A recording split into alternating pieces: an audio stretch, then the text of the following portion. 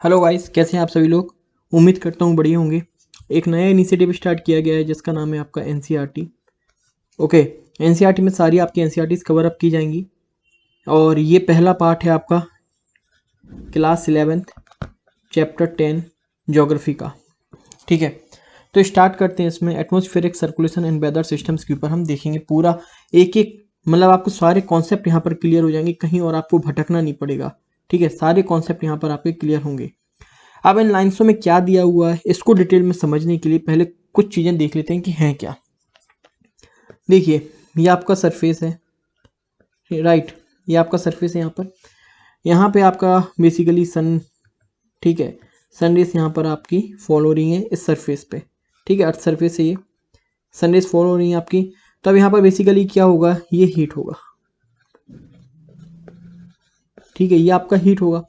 अब आप यहाँ पर देखो इसका हीट डिस्ट्रीब्यूशन कैसे होता है वो हम अगले चैप्टर में देखेंगे फुल डिटेल्स में, कि किस तरीके से हीट ऑब्जॉर्व करता है surface, long radiation, short radiation, किस तरीके से रिलीज होता है, पूरा कॉन्सेप्ट देखेंगे। अब यहाँ पर क्या होगा, ये हीट हो गया, हीटेड अप होगा। एंड बेसिकली हमको पता है कि यहाँ पर आपकी बेसिकली एयर मॉलिक्यूल्स होंगे। ठीक है, कुछ एयर मॉलिक्यूल्स यहाँ पर आपके होंगे।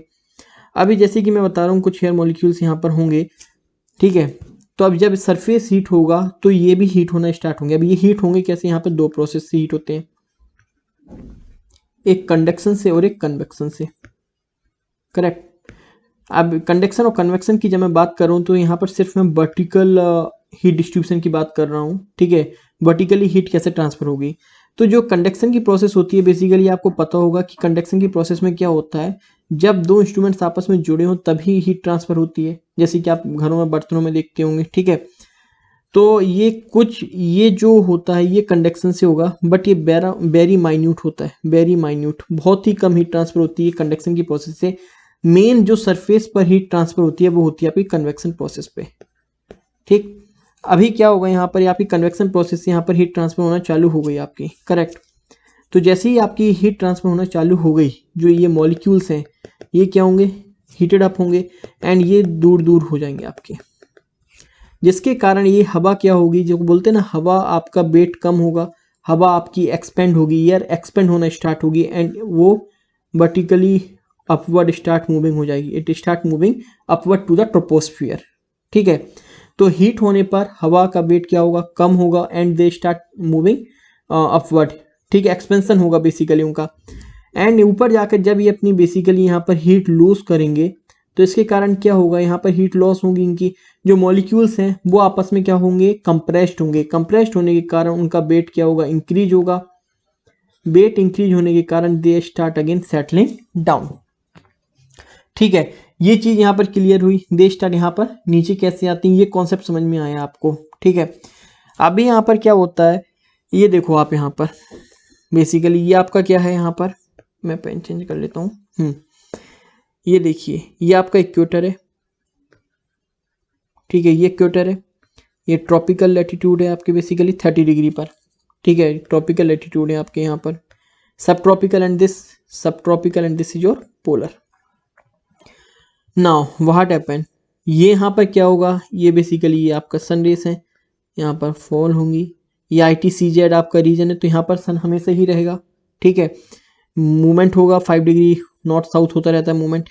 ठीक है, अब ये क्या होगा, ये हीट होगा आपका। ये हीट होने के कारण यहाँ पे एक्सट्रीम जब हीट हो जाएगी तो ये क्या होगा, यहाँ पर लो प्रेशर क्रिएट होगा। लो प्रेशर कब बनता है, लो प्रेशर बनने का जब आपका सरफेस क्या होगा, हीट होगा। सरफेस हीट होने के कारण क्या होगी, जो बेंड है आपकी ईयर है वो क्या होगी, वर्टिकल स्टार्ट एक्सपेंशन होगा, वर्टिकल स्टार्ट मूविंग अपवर्ड। तो ये देखो आप, ये आपका ट्रोपोस्फियर है। ठीक है, ये आपका बेसिकली क्या है, ये ट्रोपोस्फियर है। So they start moving here upward. ये अपवर्ड हुआ जब वो यहाँ पे basically due to Coriolis force क्या होगा, जब उनका वेट कम होगा they start settling down at 30 degree. 30 degree पे वो यहाँ पर सेटल डाउन स्टार्ट करना करेंगी। ठीक है, तो जब यहाँ पर क्या होगा, फिर यहाँ पर ये आपका हाई प्रेशर क्रिएट होगा। अभी इसको और ब्रीफ में हम देखते हैं। चलिए अब बेसिकली यहाँ पर देखते हैं लिखा क्या है। ये वही चीज़ लिखी है आपकी, एयर एक्सपेंड्स, जब एक्सपेंड कब होती है, जब वो हीट होगी, एंड कंप्रेस्ड जब वो यहाँ पर कूल्ड होगी। ठीक है, तो यहाँ पर क्या होगा बेसिकली हीट डिस्ट्रीब्यूशन के कारण आपका यहाँ पर लो प्रेशर और हाई प्रेशर क्रिएट होगा। ठीक है, मान के चलिए 704 MB है, ये आपका 708 MB है, तो डिफरेंट प्रेशर क्रिएट्स होंगे। ठीक है, तो डिफरेंट प्रेशर क्रिएट्स होंगे और एयर का जो डायरेक्शन होगा, जो मूवमेंट होगा, वो always move from high pressure to low pressure. ठीक है, हमेशा क्या होगा, always move from high pressure to low pressure. ये देखिए 708 MB and 704 MB। So wind की डायरेक्शन कैसी होनी चाहिए, इस प्रकार से होनी चाहिए विंड की डायरेक्शन। लेकिन विंड की डायरेक्शन आप देखेंगे इस प्रकार से नहीं होती है, वो कैसी होती है, वो इस साइड से होती है। ऐसा क्यों होता है, ये होता है कोरोलिसिस फोर्स में, कोरोलिसिस फोर्स के कारण। अब कोरोलिसिस फोर्स है क्या, वो हम नीचे आए देखेंगे अभी कोरोलिसिस फोर्स है क्या। ठीक है, याद रखिएगा जो horizontal movement of the air होता है उसको हम विंड बोलते हैं। तो यहाँ पर हो सकता है आपसे कंफ्यूज किया जाए, तो याद रखिएगा हॉरिजॉन्टल मूवमेंट, जो हॉरिजॉन्टल मूवमेंट होता है एयर का उसको हम विंड बोलते हैं, ना कि अपवर्ड मूवमेंट। ट्रोपोस्फियर पर अब एयर जा रही है, that is not your wind, जो कि आपका हॉरिजॉन्टल मूवमेंट होगा। अब हॉरिजॉन्टल और वर्टिकल मूवमेंट होता क्या है, जब आपका बेसिकली सरफेस से ट्रोपोस्फियर है आपका, ये आपका स्ट्रेटोस्फियर है, जब इन लेयर्स पर जाती है उसको बोलते हैं हम वर्टिकल मूवमेंट ऑफ एयर। ठीक है, हॉरिजॉन्टल क्या है, 30 डिग्री प्रेशर आइसोबार्स के बीच में जो विंड मूव हो रही है basically, okay, due to a pressure gradient force, उसको बोलते हैं बेसिकली हॉरिजॉन्टल मूवमेंट। अब सारी फोर्स आपको, सारी जो मैं टर्म्स ले रहा हूँ इसी वीडियो में आप देखेंगे।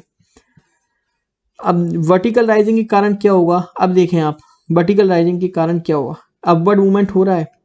ठीक है, यहाँ पर हीट है, ये विंड का अपवर्ड मूवमेंट हो रहा है। अपवर्ड मूवमेंट होगा तो यहाँ पर क्या होगा, गर्म हवा क्या होगी, मॉइस्चर कंटेंट करेगी, मॉइस्चर कंटेंट करेगी, एंड मॉइस्चर कंटेंट एक एक्सट्रीम पॉइंट आएगा, कंडेंसेशन पॉइंट, जिसके बाद यहाँ पर बेसिकली क्या होगा, आपका यहाँ पर रेनफॉल, प्रेसिपिटेशन आपका स्टार्ट हो जाएगा।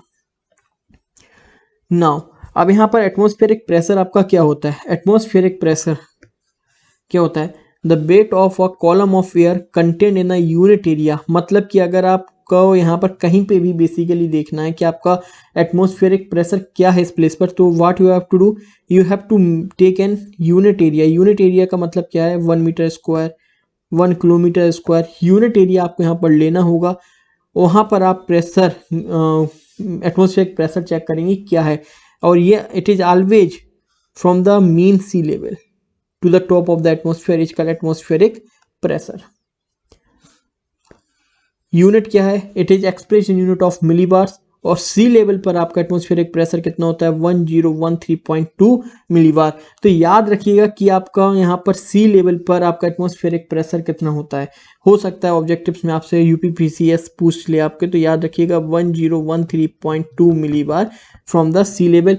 स्टेटमेंट के रूप में भी आपसे ये पूछा जा सकता है। तो you know that atmospheric pressure क्या है आपका, यूनिट किस मिलीबार में होता है, सी लेवल पर कितना होता है, 1013.2 मिलीबार होता है। मेजर कैसे करते हैं, measure with the help of mercury barometer और एनेरॉइड बैरोमीटर। तो ये भी आ सकता है कि air pressure is measure with the help of mercury barometer and your aneroid barometer. तो याद रखिएगा इसको। अब वर्टिकल प्रेशर क्या होता है, ठीक है, वर्टिकल वेरिएशन ऑफ प्रेशर क्या होगा।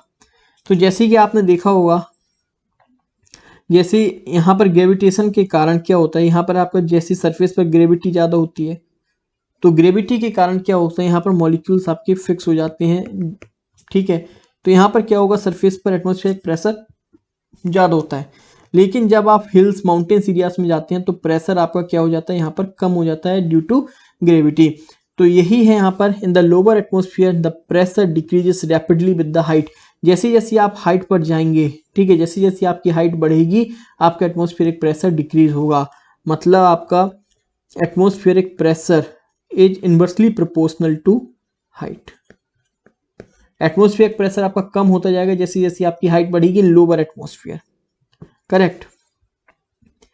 नाउ प्रेशर ग्रेडियंट फोर्स क्या होती है, प्रेशर ग्रेडियंट फोर्स होती है आपकी दो आइसोबार्स यहाँ पर, ठीक है, दो आइसोबार्स हैं, इसका प्रेशर कितना है 708, इसका प्रेशर कितना है 704।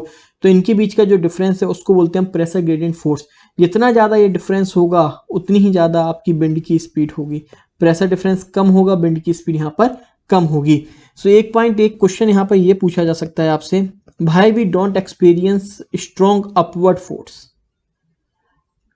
ठीक है, why we don't experience strong upward force, मतलब कि जो वर्टिकल फोर्स है आपकी ट्रोपोस्फियर, अपन हॉरिजॉन्टल फोर्स तो मतलब महसूस करते हैं लेकिन अपवर्ड फोर्स महसूस नहीं करते हैं।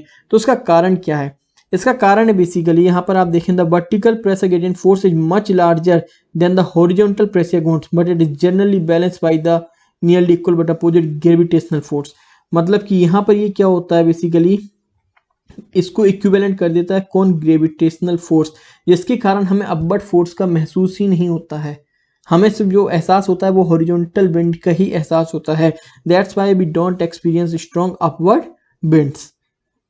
यहाँ पर क्वेश्चन ये भी आ सकता है, which pressure gradient force is more? Statement UPSC में स्टेटमेंट के रूप में पूछा जा सकता है, वर्टिकल प्रेशर ग्रेडियंट फोर्स और horizontal pressure gradient force. I hope दोनों के बीच में डिफरेंस पता होगा, आपको बता चुका हूं मैं। So vertical pressure gradient force का जो आपका much larger than the horizontal pressure gradient force, but we don't experience strong upward force due to it balanced by the gravitational force. Horizontal में क्या है? हॉरिजॉन्टल हम देख ही चुके हैं, ऊपर बताया था हॉरिजॉन्टल फोर्स के कारण क्या होता है। 30 डिग्री से मैंने आपको बताया था हॉरिजॉन्टल के कारण ये यहाँ पर प्रेशर डिफरेंस जो क्रिएट होता है बेसिकली आपका, उसके कारण यहाँ पर विंड मूव होती है। एंड विंड क्या है? हॉरिजॉन्टल मूवमेंट ही आपका विंड होता है। आइसोबार्स क्या होते हैं? Isobars are the lines connecting place having equal pressure. जहाँ जहाँ पर इक्वल प्रेशर होगा उन लाइंस को, जैसे कि ये है, इन पॉइंट्स पर इक्वल प्रेशर है तो इसको कनेक्ट कर दिया गया, इसको कनेक्ट कर दिया गया, इसको कनेक्ट यहाँ पर। तो जहाँ जहाँ पर आपका इक्वल प्रेशर होगा ये क्या है? आइसोबार्स है। उन लाइंस को हम आइसोबार्स कहते हैं। अगर एक पॉइंट बनाया जाए इस तरीके से, तो इस तरीके से पॉइंट बनाया जाए, उनको कनेक्ट कर दिया जाए तो इनको हम बोलते हैं आइसोबार्स। फिगर 10.1 में ये बताया गया है कि लो प्रेशर क्या है आपका? लो प्रेशर सेंटर पर क्रिएट होगा, आफ्टर दैट उसके सराउंडिंग में उससे ज़्यादा जो प्रेशर हैं बेसिकली यहाँ पर क्रिएट होते जाएंगे, उसको बोलते हैं हम low pressure. So low pressure force is enclosed by one or more isobars with the lowest pressures in the centres. इसी तरीके से आपका हाई प्रेशर का होता है। हाई प्रेशर में क्या होगा? एंक्लोज्ड by one or more isobars with the highest pressure at the centre. ठीक है, तो एक पॉइंट ये है आपका करेक्ट। तो अब हम स्टार्ट करते हैं यहाँ पर bulk distribution of sea level पर। ठीक है, तो अब इसमें क्या होगा, पहले आप ये कुछ चीज़ समझें यहाँ पे कि बल्क डिस्ट्रीब्यूशन कैसे होगा यहाँ पर आपका। ठीक है, bulk distribution of sea level पर हम यहाँ पर देखते हैं क्या है आपका ये बेसिकली। तो अब ये देखो, आप पहले ये समझो है क्या। ये बेसिकली आपका इक्वेटर है। ठीक है, यहाँ पर आपका ये 30 डिग्री है। सो यहाँ पर बेसिकली क्या होगा, ये आपका ITCZ है, सॉरी ये आपका ITCZ होता है। 5 डिग्री नॉर्थ 5 डिग्री साउथ, ये आपका ITCZ होता है। ठीक है, अब सन की डायरेक्शन जैसे ही समर आता है तो सन नॉर्थ की ओर मूव करता है आपका, तो ये ITCZ का भी मूवमेंट उसी तरीके से रहता है। एंड ड्यूरिंग अ विंटर ये सन साउथ की ओर जाता है तो ITCZ भी साउथ की ओर जाता है। तो उसी हिसाब से पूरा आपका मूवमेंट यहाँ पर चेंज होता है। फिगर देखने के पहले देखते हैं यहाँ पर लिखा क्या है। यहाँ पर आपका ये पूरा बल्क डिस्ट्रीब्यूशन बताया गया है सी लेवल पर, सी लेवल प्रेशर पर, कि जनवरी और जुलाई में किस तरीके से आपका आइसोबार्स रहते हैं, किस तरीके से आपका ये डिस्ट्रीब्यूशन रहता है। अगर हम इक्वेटर पर देखें, near the equator the pressure is low and the area is known as equatorial low. ठीक है, इक्वेटर पे तो हमेशा ही प्रेशर आपका लो रहेगा, मैंने आपको बताया, पहले भी बताया, क्योंकि सन रेज यहाँ पे फॉल होंगी, यहाँ पर इक्वेटर पर प्रेशर लो होगा। 30 degree north and 30 degree south are found the high pressure areas known as the sub tropical highs. यहाँ से विंड क्या होगा आपका, यहाँ से विंड वर्टिकली राइज होगा ट्रोपोस्फियर पर, और 30 डिग्री पर क्या होगा, सेटल डाउन होगा। तो यहाँ पर ये क्या होगा आपका बेसिकली, ये हाई प्रेशर जोन क्रिएट होगा। अगेन एट 60 डिग्री पर देखते हैं, सब ट्रॉपिकल पर क्या होगा, pole towards along 60 degree north and 60 degree south the low pressure belts are termed as sub polars लो। अब यहाँ पर क्या है, ये देखें आप, इस तरीके से आपका ये है, ये 90 डिग्री, यहाँ पर क्या होगा, हाई प्रेशर होगा, डेफिनेटली कोल्ड विंड्स होंगी। तो हाई प्रेशर यहाँ से भी विंड यहाँ पर मूव होंगी और यहाँ से भी विंड यहाँ पर मूव होंगी। तो ये क्या होगा बेसिकली आपका लो प्रेशर जोन क्रिएट होगा।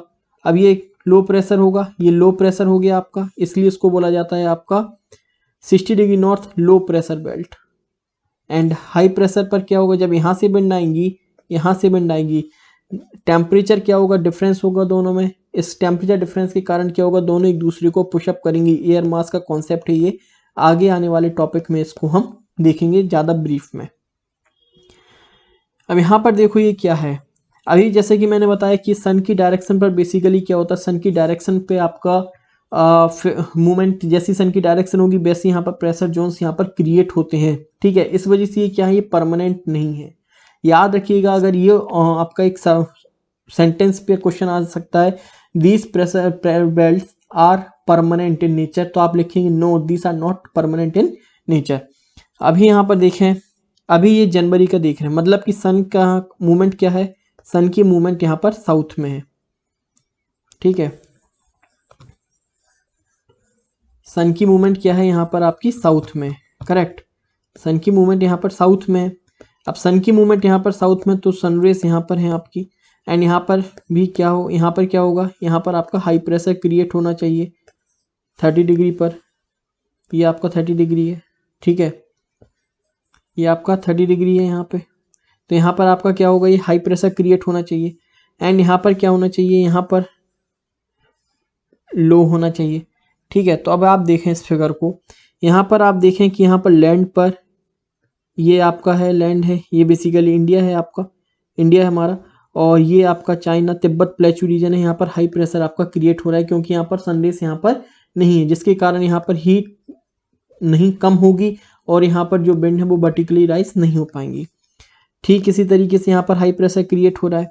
वहीं पर अगर हम यहाँ पर देखते हैं साउथ में बेसिकली वाटर बॉडीज आपकी हाई प्रेशर क्रिएट करेंगी in comparison to land mass, जहाँ पर आपका लो प्रेशर होगा, ठीक है। लो प्रेशर होगा, क्यों होगा, क्योंकि यहाँ पर सनरेज फॉल्स हो रही है। तो ये ग्राफ आपको ये शो कर रहा है।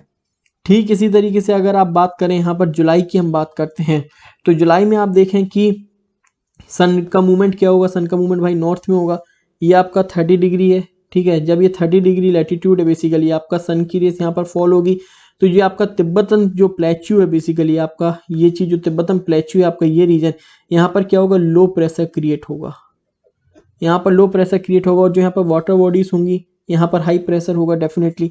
एंड यहाँ पर आप देखें सन, यहाँ पर सनरेज तो फॉल हो नहीं रही, तो यहाँ पर जो लैंड मास होगा वो क्या होगा, यहाँ पर हाई प्रेशर लैंड मास पर भी क्रिएट होना चालू हो जाएगा। सो ये यहाँ पर डिफरेंस बता रहे हैं, और जो मैंने बोला था कि they are not permanent in nature, they oscillate with the apparent movement of the सन।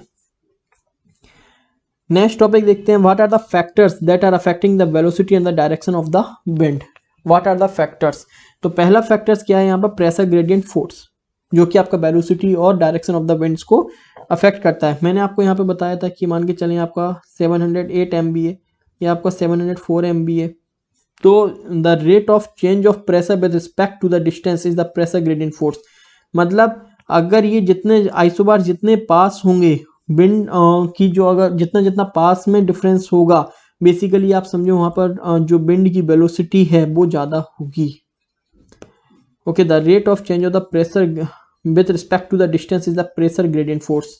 ये जो डिस्टेंस है यहाँ पर जो आपका प्रेशर चेंज हो रहा है उसको बोलते हैं pressure gradient force. The pressure gradient force is stronger where the isobars are close to each other. जितने ज़्यादा पास होंगे उतनी ज़्यादा यहाँ पर क्या होगा, आपका प्रेशर ग्रेडियंट फोर्स स्ट्रॉन्ग होगा। प्रेशर ग्रेडियंट फोर्स स्ट्रॉन्ग होगा तो आपकी विंड वेलोसिटी भी स्ट्रॉन्ग होगी। Second, frictional force. Frictional force क्या कहता है कि जनरली जब विंड ब्लो होती है आपकी, तो वहाँ पर देखते होंगे कई सारे ऑब्जेक्ट्स यहाँ पर आ जाते हैं, घर बने होते हैं, पेड़ पौधे, तो उसके कारण भी यहाँ पर क्या होता है, फ्रिक्शन के कारण आप देखेंगे कि जो विंड की वेलोसिटी है वो कम हो जाती है। इसी कारण आप जब भी रोरिंग 40s या फ्यूरियस 40s देखेंगे साउथ में, वो भी देखते हैं क्योंकि वहाँ पर लैंड मास क्या होता है, कम होता है, वो आप नॉर्थ में नहीं देख पाते हैं। द रीजन इज सेम, क्योंकि वहाँ पर लैंड मास कम, इसलिए हमें साउथ में देखने को मिलती है रोरिंग 40s 40 से हमें साउथ में देखने को मिलती हैं।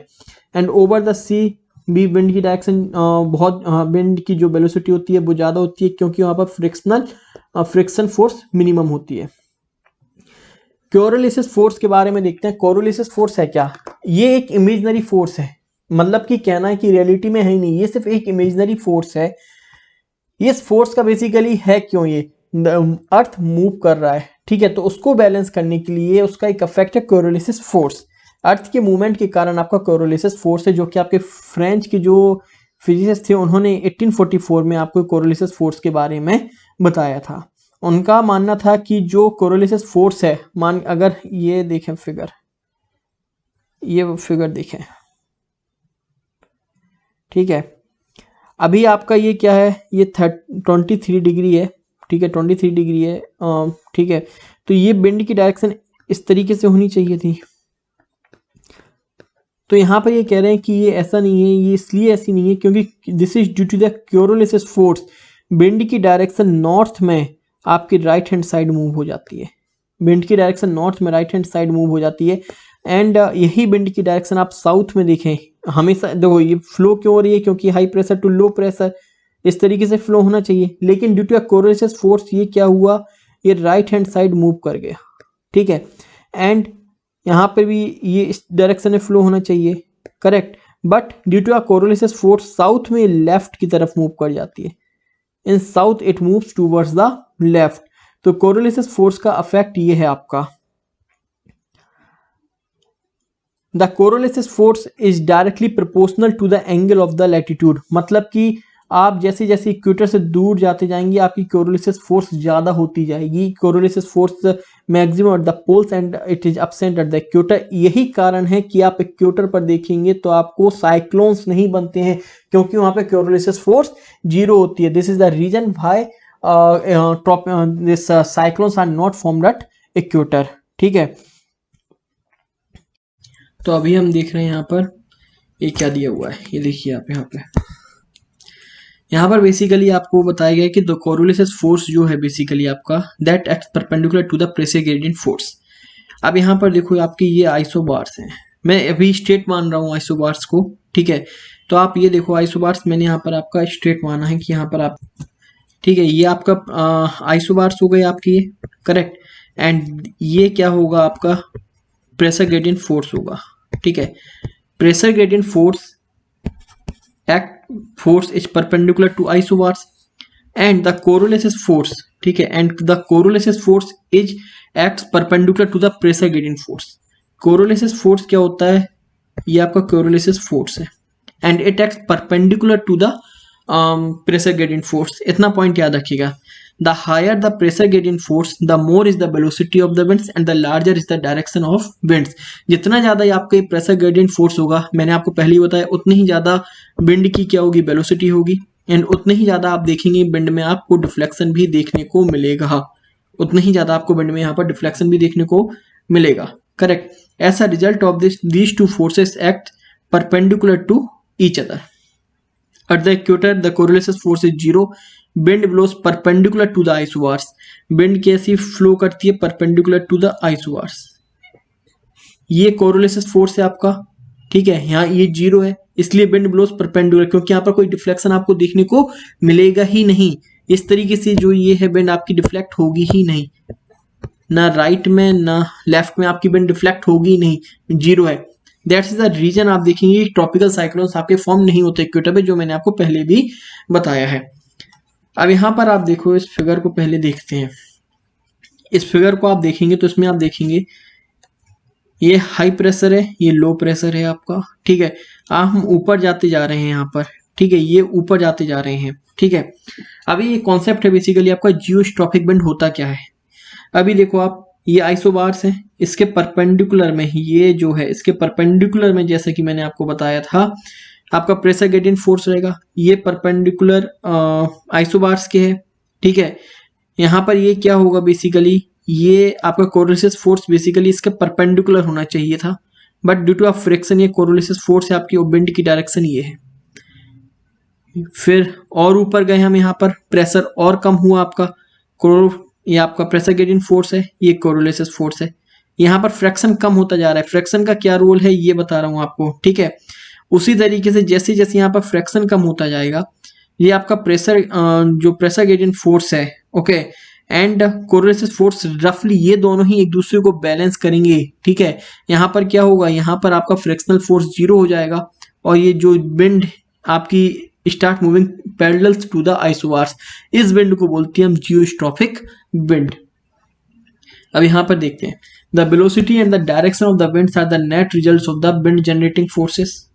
The winds in the upper atmosphere 2 to 3 km above from the sun are free from the frictional effect of the surface and are controlled mainly by the pressure gradient force and the Coriolis force. Okay, when isobars are straight and when there is no friction, the pressure gradient force is. यही चीज है जैसे कि मैंने आपको यहाँ पर बताया कि आपका यहाँ पर ये प्रेशर ग्रेडियंट फोर्स है, ये विंड की डायरेक्शन, जो विंड की डायरेक्शन है, जो विंड की वेलोसिटी है, वो सिर्फ कोरोलिसिस फोर्स यहाँ पर मेंटेन नहीं करेगा, यहाँ पर फ्रिक्शनल फोर्स भी मेंटेन करेगा. मतलब कि pressure gradient force, Coriolis force plus friction, ये तीनों एक दूसरे को बैलेंस कर रहे हैं यहाँ पर. ठीक है, इसलिए आप देखेंगे ये परपेंडिकुलर नहीं है, विंड की डायरेक्शन ऐसी है. पर जैसे ये सरफेस की बात है, जैसे जैसे हम ऊपर जाते जाएंगे प्रेशर कम होता जाएगा, हमारा प्रेशर कम होता जाएगा, फ्रिक्शनल फोर्स क्या हो जाएगा, जीरो हो जाएगा. जब फ्रिक्शनल फोर्स जीरो हो जाता है तो प्रेशर ग्रेडियंट फोर्स क्या करता है, विंड की डायरेक्शन और वेलोसिटी वो करता है, तो उसको बैलेंस कौन करेगा, कोरोलिसिस फोर्स करेगा. So pressure gradient force is balanced by your Coriolis force and wind starts moving parallel to the isobars. उसको बोलते हैं हम geostrophic winds, that is known as geostrophic winds. I hope अभी आपको clear हो गया होगा. ये आपका प्रेशर ग्रेडियंट फोर्स है, ये आपकी आइसोबार्स है, ये कोरोलिसिस फोर्स है. जैसे कि आपको पता है ये राइट हैंड साइड में नॉर्थन हेमिस्फीयर में रहता है, तो ये आपका, ये बेसिकली आपको आई थिंक यहाँ पर क्लियर हो गया होगा ये कॉन्सेप्ट जियोस्ट्रॉफिक विंड होता क्या है. नेक्स्ट यहाँ देखते हैं, the wind circulation around a low pressure, ठीक है, it's called cyclonic circulation and around a high pressure it's called an anti cyclonic circulation. इस फिगर को देखें, साइक्लोन में क्या होगा, साइक्लोन कब होगा, जब सेंटर पर लो प्रेशर होगा 1024, सराउंडिंग में 1028, 1032. जब सेंटर पर लो प्रेशर हो तो वहां पर क्या होगा, साइक्लोन्स क्रिएट होते हैं. एंड जब सेंटर पर हाई प्रेशर हो 1036, 1040, वहां पर एंटी साइक्लोन्स क्रिएट होते हैं. विंड डायरेक्शन क्या होगी, नॉर्थन हेमिस्फीयर में एंटी क्लॉकवाइज और एंटी साइक्लोन की क्या होगी, क्लॉकवाइज. याद रखिए सदन में क्लॉकवाइज और एंटी क्लॉकवाइज डायरेक्शन होगी. बाकी डिटेल में जब साइक्लोन्स पढ़ेंगे जब ये देखेंगे. ठीक है, अभी यहाँ पर ये क्या है, यहाँ पर ये आपको क्या बताएगा, कन्वर्ज और डाइवर्जेंस क्या होता है. ठीक है, कन्वर्ज और डाइवर्जेंस क्या होता है, ये इस फिगर को हम फिर से देखेंगे.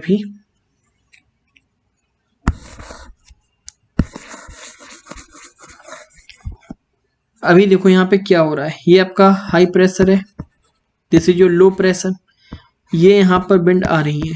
ठीक, यहाँ से भी विंड आ रही है. तो ये क्या हो रहा है यहाँ पर, ये यहाँ पर क्या हो रहा है, यहाँ पर ये कन्वर्ज हो रहा है. मतलब सरफेस पर ये चीज यहाँ पर क्या हो रही है, आपकी कन्वर्ज हो रही है. ठीक है, ये आपका 0 डिग्री, ये आपका इक्वेटर हो गया, ये 30 डिग्री हो गया, ये 60 डिग्री हो गया. तो यहाँ पर आपका इससे यहाँ से विंड आएगी आपकी, बेसिकली यहाँ से विंड आएगी, तो यहाँ पर क्या होगा, ये कन्वर्ज होगा, यहाँ से विंड ऊपर की ओर जाएगी. ये हाई प्रेशर है, ये आपका लो प्रेशर है, सॉरी ये भी हाई प्रेशर, ये 30 डिग्री साउथ है, ये 30 डिग्री नॉर्थ है. मैं ना ऐसा इसलिए दिखा रहे हैं आपको, इसमें आपको एक क्लियर हो. ये 30 डिग्री साउथ है, ये आपका 0 इक्वेटर है, and this is your 30 degree north. Correct. तो यहाँ पर क्या होगा, ये हाई प्रेशर होगा, ये लो प्रेशर होगा, ये भी क्या होगा, यहाँ पर हाई प्रेशर होगा. तो जब हाई प्रेशर से लो प्रेशर की ओर विंड जाएगी इस तरीके से. करेक्ट. अब जब यहाँ पर विंड आएगी तो इस कारण क्या होगा, यहाँ पर जब विंड आएगी आपकी तो ये ऊपर की ओर जाएगी. तो यहाँ पे ये क्या हो रहा है, कन्वर्ज हो रहा है. अब यहाँ पर ये क्या हो रहा है, ये अब ये ऊपर की ओर वर्टिकली यहाँ पर ये राइज कर रहे हैं. फिर यहाँ से विंड क्या होंगी, डाइवर्ज हो जाना चालू हो जाएंगी. यहाँ से विंड मतलब ट्रोपोस्फियर पर क्या होगा, डाइवर्ज होना चालू हो जाएगा इस तरीके से. तो यही चीज है, जब आप सरफेस पर देखेंगे जहां कन्वर्जेंस होगा वहां पर अपर ट्रोपोस्फियर पे क्या होगा, डाइवर्जेंस होगा. क्यों डाइवर्जेंस होगा, क्योंकि यहाँ पर ये अपनी हीट लॉस करके यहाँ पे कोल्ड विंड बन जाएंगी, जिनका वेट ज्यादा हो जाएगा और यहाँ पर ये सेटल डाउन होंगी. तो यही चीज यहाँ पर आप देखेंगे, यही चीज यहाँ पर लिखी हुई है.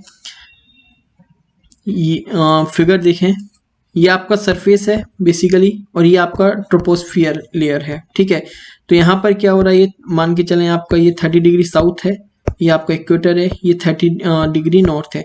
तो यहाँ पर ये क्या हो रही है, विंड्स यहाँ पर कन्वर्ज हो रही हैं, ऊपर जा रही हैं, ऊपर से ये डाइवर्जेंस यहाँ पर स्टार्ट हो रहा है. ठीक इसी तरीके से ये 60 डिग्री का है. तो ये कॉन्सेप्ट यहाँ पर बताया गया, यही चीज यहाँ पर लिखी गई है। The bend circulation at the earth surface around low and high on many equation is closely related to the bend circulation at higher level. अब higher level का यहाँ पर क्या मतलब है? Troposphere. Troposphere basically I am not talking about troposphere but I am talking about the upper layer. ठीक है, generally over low pressure the bend will converge and rise. Converge हो रही है और राइज हो रही है। हाई प्रेशर पर क्या होगा? यहाँ पर डाइवर्जेंस होगा। Apart from the convergence some eddies and convection currents, orographic uplift, ये ओरोग्राफिक अपलिफ्ट वगैरह अभी जो हमारा नेक्स्ट वीडियो आएगा पार्ट सेकंड उसमें देखेंगे। आज के लिए इतना ही। अगर वीडियो पसंद आया हो तो लाइक एंड सब्सक्राइब जरूर करें, और यह हमारा टेलीग्राम चैनल है, उसको ज्वाइन कर सकते हो, वहाँ पर आपको पीडीएफ मिल जाएगी। और इसी के लिए हम आपको एक चीज और बता देते हैं, एक यूपीपीसीएस 2022 के लिए, 2022 के लिए और आरओ के लिए, ठीक है, 2022 के लिए यहाँ पर एक बैच स्टार्ट हो रहा है। प्रीलिम्स प्लस प्रीलिम्स का भी हो रहा है, प्री प्लस मेंस का हो रहा है। इसी तरीके से वहां पर सारी वीडियो, सारे टॉपिक्स जीएस पेपर 1 से लेकर जीएस पेपर 4 तक आपको पढ़ाया जाएगा। वहां पर डेली आंसर राइटिंग होगी। डेली आंसर राइटिंग जो भी टॉपिक पढ़ाया जाएगा उससे रिलेटेड आपको daily answer mains answer writing करवाई जाएगी आपको। और प्रीलिम्स के वहां पर क्यूज होंगे, टेस्ट सीरीज होगी, प्रैक्टिस होगी पूरी, और सारे लेक्चर्स प्रोवाइड किए जाएंगे विथ पीडीएफ। अगर आप ये बैच ज्वाइन कर रहे हैं तो इसके अलावा मतलब आप ये समझ लो आपको पूरा ट्रस्ट रखना है, आपको कहीं और कुछ भी नहीं पढ़ना है। सारी पीडीएफ ABCD से लेकर जेड तक हर चीज आपको यहाँ पर दी जाएगी। एक एक कॉन्सेप्ट दिए जाएंगे। यहाँ पर बेसिकली डाउट क्लियरिंग क्लास होगी, जो भी डाउट होंगे सारे डाउट्स आपके क्लियर किए जाएंगे। अगर ये बैच ज्वाइन करना है तो आप कॉल कर सकते हैं। आप कॉल करने के लिए आप इस नंबर पर कॉल कर सकते हैं। एक सेकंड मैं नंबर बता देता हूँ आपको किस नंबर पे कॉल करना है। 9653013950, इस नंबर पर आप कॉल कर सकते हैं, या फिर आप उत्कर्ष सर से भी बात कर सकते हैं। Okay, thank you so much.